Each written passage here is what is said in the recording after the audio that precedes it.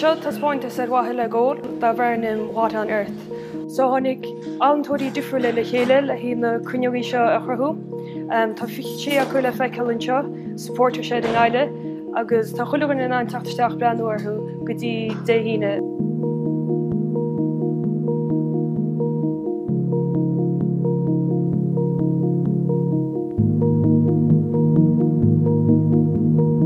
Tá ionintach an saolaíochta le gceall, agus tá chuile ceann chu difriúil, agus tá ionintach an feiceil ceann obair neachaisteach le hiad a chruthú.